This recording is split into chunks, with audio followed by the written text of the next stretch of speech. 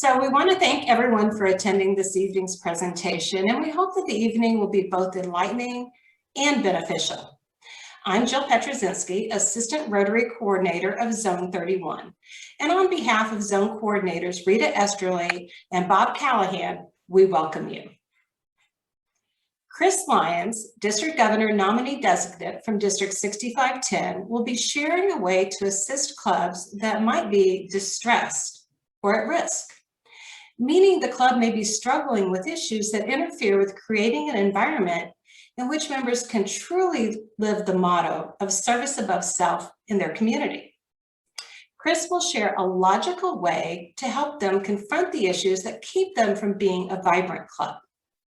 Then, Assistant Rotary Coordinator from Zone 30, Bryce Adam, will take you through some interactive experiences to work with Chris's concept.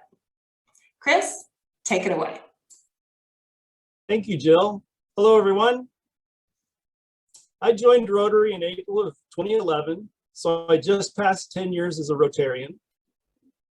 The plan I'm going to tell you about this evening was developed in 2020 in response to a district need to formally address clubs that were having a hard time functioning. It is important to note, however, that this plan is not a be-all, end-all that will help all clubs in all distress situations. It is, however, another potential tool in your toolbox that can be used to help those clubs. Now, membership is the engine that drives the clubs, and the clubs are the engine that drives Rotary. And we could not do what we do without clubs, and clubs could not even exist without membership. Membership is divided into two major areas of concern. The first is attraction, which means gaining new members into a club. The second is engagement, which means making the Rotary experience meaningful and enjoyable enough to retain members and maximize our service impact. So to be both attractive and engaging, a club must be functioning well. Distressed clubs have problems attracting new members and properly engaging the members they have. Distressed clubs may have issues for many reasons, and those reasons are probably very specific to the situation, the location, or the environment that the club operates in. So I'd like to start out with a poll. And the question is, have you ever been to a club meeting, not your own club, that doesn't count, and thought, there's something just a little off here? Your potential answers are yes, no, I've never attended a club meeting other than my own, or no, but I've heard things through other people. Looks like most of you have voted. Yeah, we've got just a few more seconds. And it looks like the most popular answer was yes. The next popular was a tie with no, but no, and I've heard things through other people. And the least number was, I've never attended a club meeting other than my own. Now, for those who answered yes, think about how it made you feel to be there and see what was happening. Could you see things from the outside that you don't think they knew about? For those who answered no, what was that club doing right? And could you maybe use their methods to help other clubs? For those who answered, I've never attended a club meeting other than my own, don't despair. This is why, as you'll see, assistant governors and other district leadership are important to the success of this program. They have seen other clubs operate. For those who answered, no, but I've heard things through other people, this is also why this plan is so important. It eliminates rumors and gives the club suggestions to resolve their issues.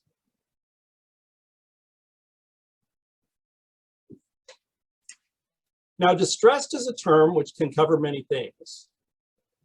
There have been clubs who have been given up on maintaining their active status due to distress. More on this in a minute. Distress can come from many factors: unhappy or frustrated club members, inexperienced leadership, chaotic or indecisive environment, COVID burnout, and or depression, just to name a few. Only the club itself can ultimately resolve the issues at hand. Now, here's one depiction of why we want to help those distressed clubs. This diagram from Rotarian Mark Huddleston's book, Creatures of Habit, shows the impact that low membership can have on a club. And the chart stops at the top and works around clockwise. Fewer members mean less community impact, which means less relevance in the community, which means fewer new members, which means an increased workload on the existing members, which means morale drops and frustration grows with every rotation. Now, a distressed club may have problems attracting new members, while disillusioned existing members may transfer to another club or quit Rotary altogether. This can start this above cycle. And once it starts, you can't ignore it. It must be addressed. The only ones, however, who can truly fix it are the club members themselves. So if we can help a distressed club break this downward spiral, the club can have more members, be more relevant in their community, reduce their workload, and increase their morale. Now, I'd like to do a second poll. And the question is this. It's designed to make you think about what you consider to be a distressed club. The question is, you discover that another club has voted to stop meeting at all for 2 months during COVID. In your opinion, would you think this club is distressed? Most of you have selected one of the two choices. Perfect. And here are your results. Wow, it's a 45-55 split. Now realize there is no wrong answer here, but if you answered yes to this poll, I'm very interested in hearing why you thought this club was distressed. Please raise your hand and Jill will call on you so you can give your opinion. And it looks like Randy has the first question, or first response. It's not necessary. I said, yeah, I thought they were distressed, but they're not necessarily distressed. They may make up their engagement through service projects or some other form of engagement. But I would be worried about any club that doesn't keep its relationships going. And so that's my first take on that. Thank you, Randy. I believe next we had Governor John. I would say they're distressed. I mean, we've got one club that said they have not met since a year ago, March. They are for sure distressed. But most of the clubs have been meeting virtually, and we have tried to offer options, encourage them to use Zoom. And you've all heard, we don't like Zoom, we don't use Zoom. But yeah, I'd say if they haven't done anything in 2 months, they're distressed. Thank you, John. I think we have time for probably two more very quickly. So in one sentence, Beth, why was this club distressed? Go ahead and unmute, please. What's really sad is I like my home club. They're very nice people, but they actively try not to do anything in some ways. And there's not much organization, you know, it's very loose and going. And our programs are pretty much, everyone is assigned a program throughout the year.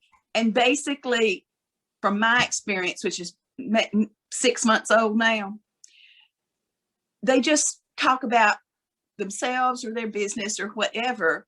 It's not bringing anybody new into the club. It's not very interesting because there's only about 15 of us, so it doesn't take long to hear the same things about 3 times a year. And I'm the new kid on the block, both as an assistant district governor and a Mississippi Rotarian. And so I don't want to come in, with guns blazing saying, y'all aren't doing it right. Thank you, But Beth. I appreciate your comments. So we're going to actually shift gears a little bit. So thank you for those of you who answered yes. Now let's go ahead, Chris, and shift to those. Now, so I can hear the other side. If you answered no to the poll, I'm very interested in hearing why you thought this club was not distressed. Please raise your hand and Jill will call on you to let us know your opinions. And just a reminder, just please in one sentence, why did you say that the club in the example was not distressed? Who would like to go first? Please raise your hand. Tom, go ahead and unmute. I think if they're being proactive about the health of their club members, I think that's a good thing in a situation like this. I'd rather have more healthy Rotarians for the long haul than disgruntled, worried, nervous people. Thank you, Tom. Bill, go ahead and unmute. Yeah, I wish you'd had a third option there that says it depends. And I agree with Tom. You've got to look at more than just whether or not they're meeting. Thank you. All righty. Well, Chris, I think they want to hear more. Well, actually, yes. Now, William is right. It's a very complicated issue. This club could or could not be distressed, but in using the criteria in the question, in my humble opinion, the above club is not distressed. And it doesn't mean if you said yes that you're wrong or you said no and you're right. It's an opinion. And this is why it takes people who can see many clubs operate to be able to tell. In my humble opinion, that club is not distressed as members made a conscious decision to not meet during a time when a meeting wasn't optimal.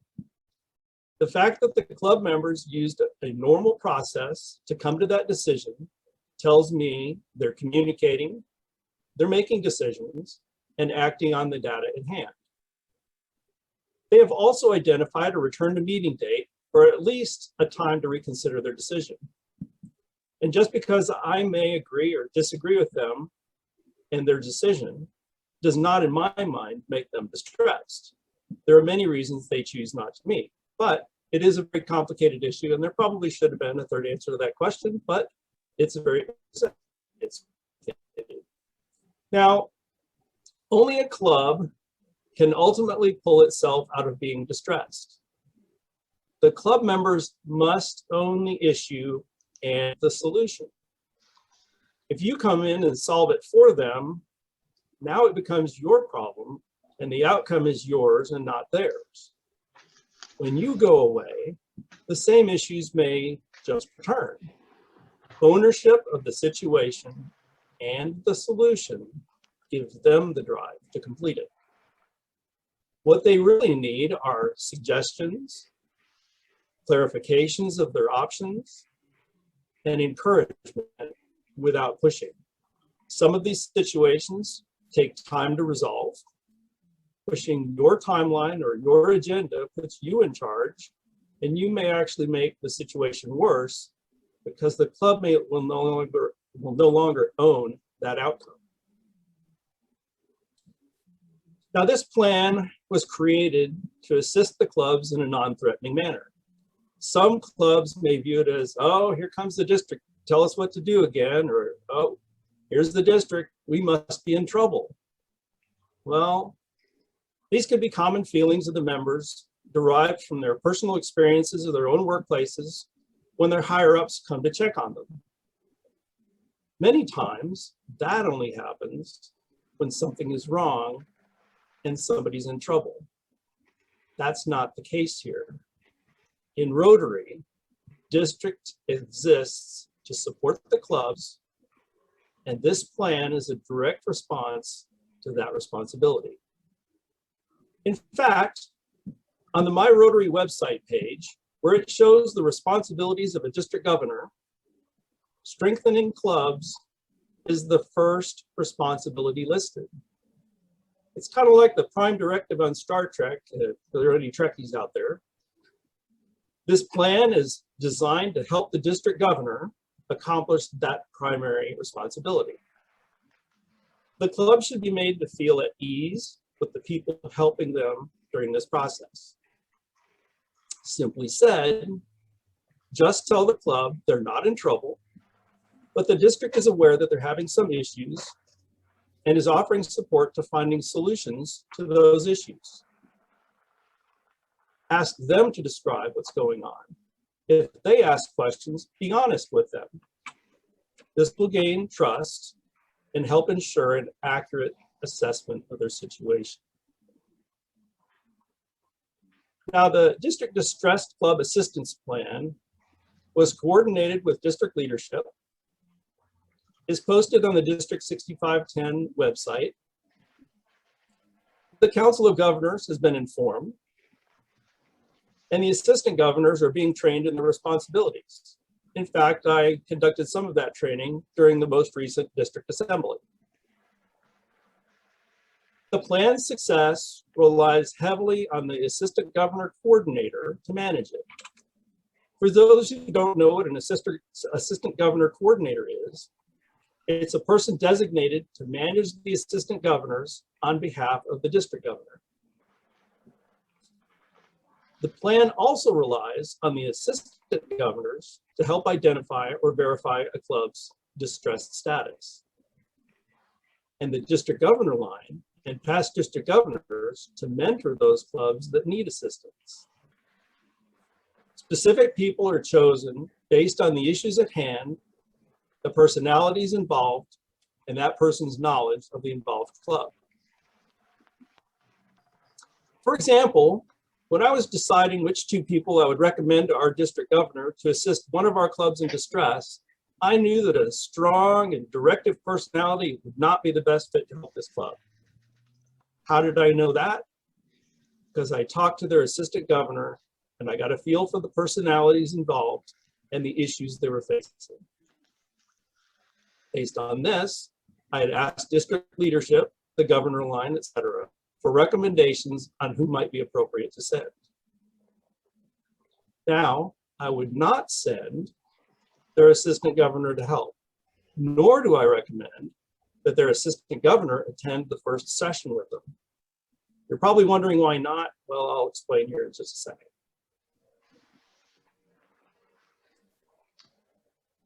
Now, the district governor elect, and the district governor nominee should be kept in the loop via updated emails or phone conversations as to the actions taken and the status of the club. Now, the club's assistant governor is not involved in the early stages of this assistance plan mentorship for a very specific reason. As I said before, some clubs may view this effort as punitive, and to involve the assistant governor in that before the club realizes it's not punitive could damage that confidant relationship that governor has with that club. The club's assistant governor is kept informed, brought in at a later time to support those club members in carrying out their solutions. Now, sometimes it is even the assistant governor who has identified that club as being distressed.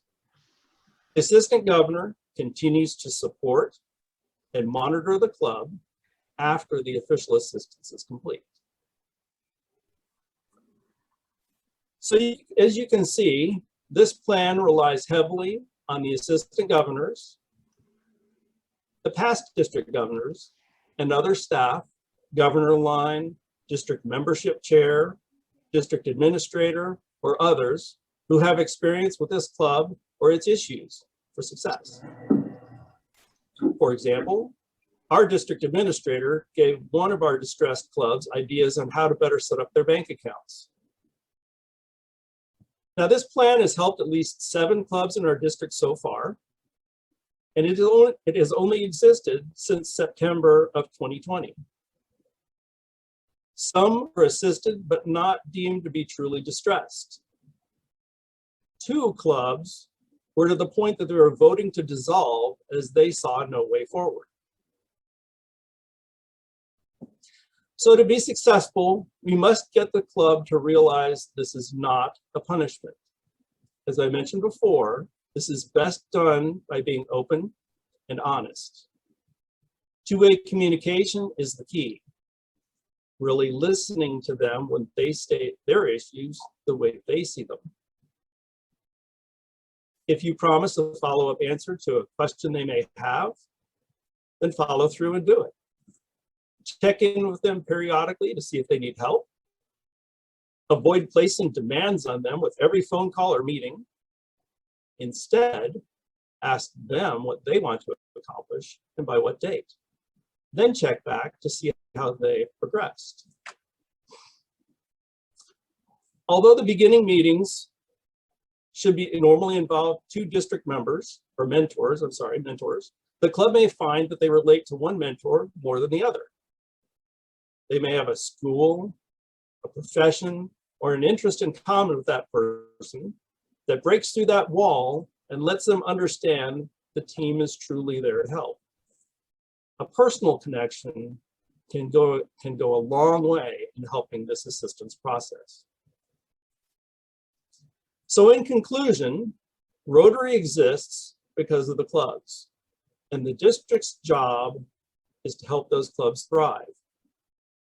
I believe this plan helps meet that district role by assisting distressed clubs by 1, showing them the district care and stands ready to assist and support them.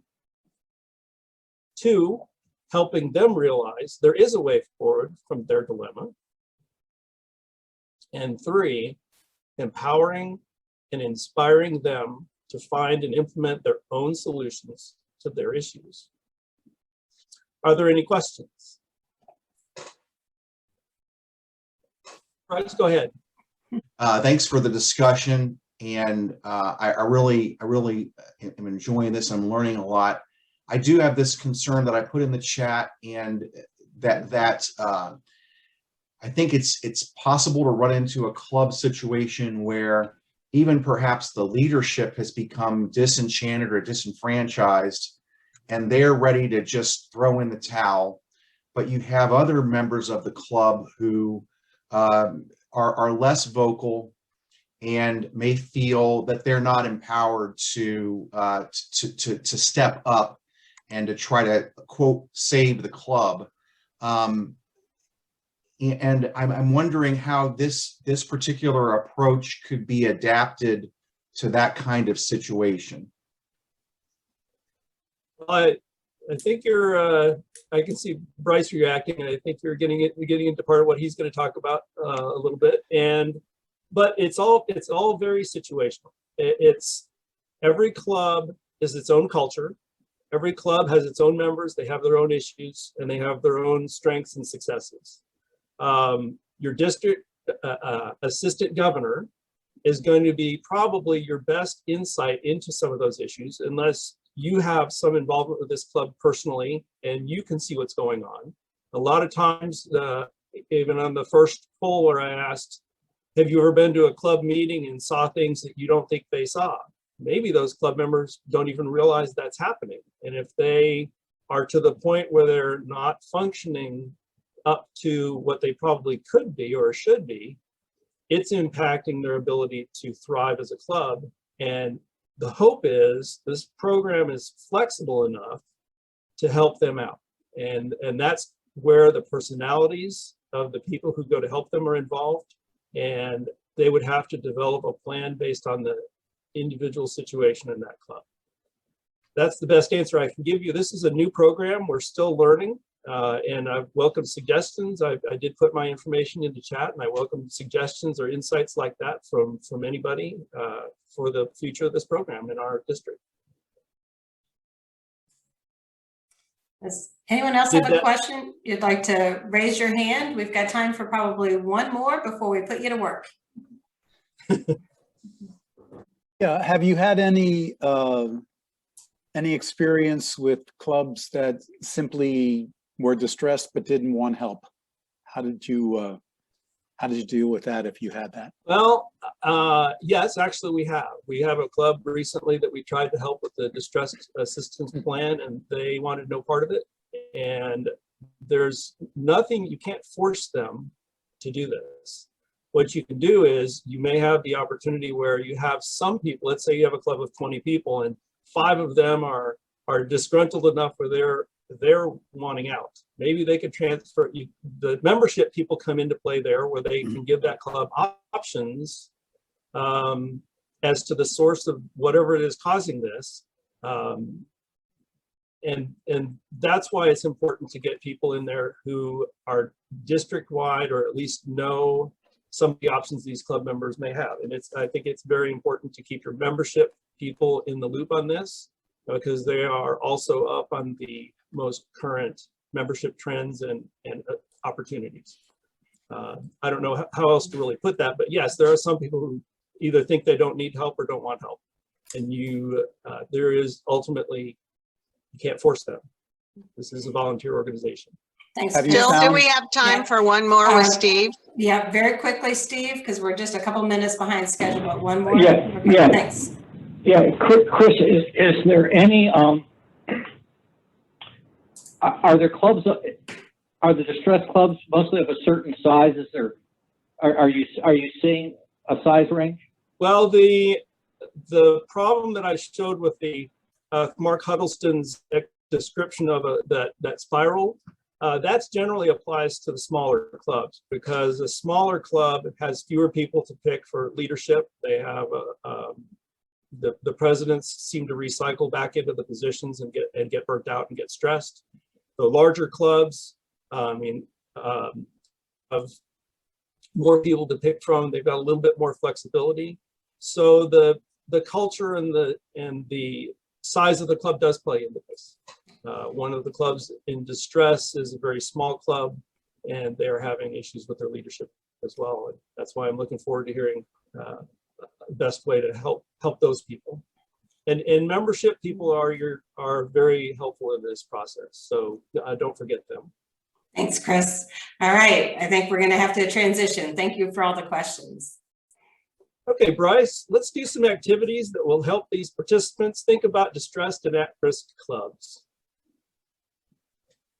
Chris, thank you for the enlightening program that can help distressed and at-risk clubs. So we want to begin the interactive part of tonight by getting you to think about your own club. Let's reflect on this question. I don't know when to answer it right now, but what I do want you to do is to note how an issue may be getting in the way of your club being vibrant. What issue does your club have that could benefit from a talk with your assistant governor or with a district leader before it becomes an issue that causes distress? Let's pause now and think about it. Please write it down so that you can remember it. And I'm going to give you just 1 minute of think time. And the question again is to think about an issue that may be getting in the way of your club being vibrant. At our 1 minute, now that you've written down an answer, had a chance to think about it, what you've written may be helpful as we do the next activity. You're going to be sent automatically to a breakout room where you're going to discuss this question. What issues might a club have that would lead to distress? And I'll repeat it again. What issues might a club have that would lead to distress? Your group will have 10 minutes to make a list, and please choose someone to be the recorder so that we can discuss when you return. Please send everyone to the breakout rooms. Welcome back. Let's see what you came up with for a list of issues that might lead to distress. And if you could give us your top 3 issues. Looks like Lee Montgomery had his hand raised. The top 3 for us were retention as a problem, and of course, hand in hand with retention is engagement. And then we had another topic, but I think we really ended on the service and realizing that folks got out of the habit of service and getting together, and service and fellowship kind of go hand in hand. But people were not visible in their communities. They didn't feel relevance. So there was a little bit of a decrease in vibrancy in that regard. And as one of our members said, it was the absence of doing good in the club and the community. And Randy asked us if we had received the list of possible projects to do during COVID. And so we had a discussion around that. So our top three were retention, engagement, and service. Thank you, Lee. Who else? Jill? I believe Jane and Bill, they both raised their hands. So I'm going to go first, Jane, and then Bill. Sure. We didn't concise ours down to one word, but I think we would agree it was definitely member engagement, providing value-added service beyond the meeting times. Another one that came up was resistance to change. We've always done it that way. And then I think the other one was that in smaller clubs especially, a lot of times there's a few people doing most of the work and then they get burnt out. So engaging others still comes back to more engagement. Right. Thank you. Bill? Okay, we had the two of our three were more near-term COVID related, but they exist on a longer-term basis. The first one is a sort of a long-term persistent issue, and that is leadership succession. Not enough members willing to step up to take on leadership roles within the club. So you've got folks that need to serve club president for 2 or 3 years in a row. That's an issue. The second was the issue of dues, especially with this last year where we've been meeting in kind of oddball ways. Now that folks are starting to come back get more engaged in the club, some are complaining about the dues structure, in particular, having the every Rotarian every year contribution included into dues and the cost for food included into dues. And the third issue, I would call it member re-engagement. The fact that we've been away from person-to-person meetings now for a little bit over a year in many cases. In many clubs, you've got this core of 20 to 30 folks that are willing to participate in Zoom or in person. And then you might have 10, 15, 20, 30, or many of yours that just haven't shown up for a while. How do you re-engage them and get them back into the fold? Thank you for sharing. We're definitely noticing some patterns developing in the lists. And with these issues, you may want to pay attention to in your own club. So let's say you notice an issue that might lead to your club becoming distressed. What would you do with that information? And let's do a poll. Please choose all that apply. I would do the following if I saw an issue that might lead my club to becoming distressed. I would talk to the president, complain to other members in my club, bring the issue to the board, find another club to join that does not have issues, address the whole club in one of our meetings, talk to my club's assistant governor. Give you just a moment to choose all that apply, and then we'll share the results. I'll give you just a few more seconds. Oh, wow. Looks like talking to the president, bringing the issue to the board, and talking to the club's assistant governor are leading the way. But there's not maybe a right or wrong way, but certainly some might be more efficient than others. So there are many ways to deal with issues a club might be having before it leads to distress. Preventative measures can resolve an issue before it gets larger. But what if a club does not realize the issue until it begins to put the club at risk? Let's do another scenario and see what could be helpful for the following club. You're again going to go to a breakout room for 10 minutes and work on the scenario. And the scenario is, one of the clubs in your district has been stagnant with membership. They usually choose their president-elect in late spring after the district governor-elect pushes them to have someone chosen. The person chosen frequently misses pets due to their late choice. This year, the current president has indicated to their assistant governor that no one wants to be president. And the current president is not willing to serve another term. The assistant governor has come to the membership chair and leadership team for assistance. In your breakout session, discuss what options are available for this club and what the district leadership team can do to assist the potential sign of distress. Again, please select a reporter so that we can share your ideas when you return. Okay, we're gonna go ahead and send you the breakout. Let's go ahead and get started and have a few of you report what your group would do. Jill, who had their hands up? I believe Nancy. Go ahead, Nancy. Okay, great conversation. Ideas, co-presidents, share the load.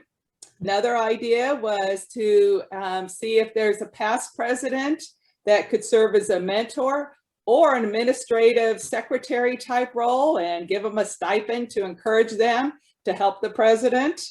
And let's see, involve the board more, give them more responsibilities to help take the load off the president, divvy it up. And let's see, maybe the club might need to change some of the ways how often they meet and some of their projects and so forth to be a little more flexible so that the responsibility is lessened. Who else?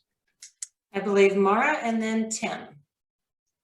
We went with the co-presidency as well as the first option. And then obviously missing out on pets is huge. So we talked about potentially having a visioning session with that club to help them get stronger on their membership development plan and develop a strong leadership succession plan. Thank you, Maura. Jill, do we have anyone else? Yep. Tim. Yeah, for a person that said they couldn't get anybody to commit to being president, we would encourage a one-on-one conversation with that person. Maybe there's a misunderstanding, and maybe there's a anxiety that is existing, and it shouldn't, and it's misplaced, and to further create a atmosphere of the opportunity comes with being president, and how that person can take a leading role and have a voice and a stronger voice in their club. And then the bigger picture is ongoing. Just, get new members, develop those members into committee chairs, more leadership role, talk about them in the future in terms of now when you become president, and you don't have to, it's going to be a great experience because you're going to go to pets and you're going to learn all this neat stuff and you're going to have this network in place. And so that's it. Thank you for sharing, Tim. All right, Jack, I think you're going to take us home. Sure. Had a great discussion with Beth and Bob. Beth had an experience very similar to this, had found that one of the best ways to do that was to break from the old club, set up a new club, put that club in competition with the old club, and then ultimately the two clubs merged and found a much more dynamic club.